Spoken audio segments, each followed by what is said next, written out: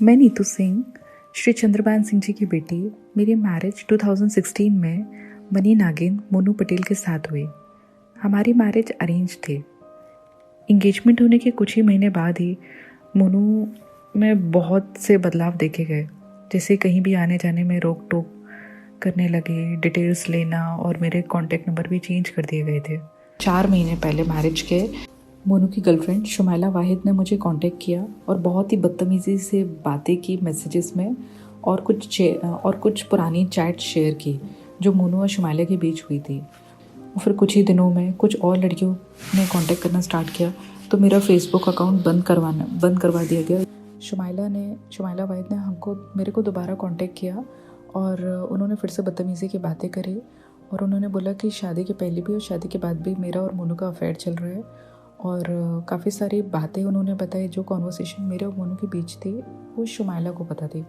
ये जानने के बाद मोनू ने मेरे से बहुत ज़्यादा मारपीट करी, मेरा मोबाइल तोड़ दिया। मेरे को 5 घंटे लगातार मारा, इतना मारपीट करी कि मेरी पूरी बॉडी में इतना ज़्यादा इंजरीज आ चुकी थी, इतना ज़्यादा ब्लीडिंग हो रही थी। और इसी मारपीट करते साथ उन्होंने फायरिंग भी करी। इतना ज़्यादा मेरे को मार चुके तो मुझे लग रहा था मैं मर ही जाऊँ। मदर इन लॉ ने भी जब सब कुछ देखा, उन्होंने भी बस बात दबाने के लिए कहा। कुछ महीने बाद फिर किसी का कुछ पता चलता, फिर मारपीट करते। हर एक छोटी छोटी बात पे, हर बात पे बस हाथ उठता। दिन रात बस लगता था कि मैं ये सब क्यों सफ़र कर रही हूँ। 1 महीने बाद ही मैं घर पर आई अपने मायके। तब अमृत दुबे ने मुझे कॉन्टेक्ट किया।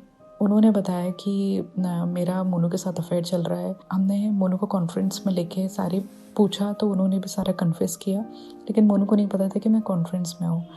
ऐसे करके मेरे सामने सारी बातें आई। तो मोनू में से मैंने तब भी बोला था कि आप अभी मेरे से डाइवोर्स ले लीजिए, कोई दिक्कत नहीं है, आप आराम से रहिए, मेरे को बस डाइवोर्स दे दीजिए।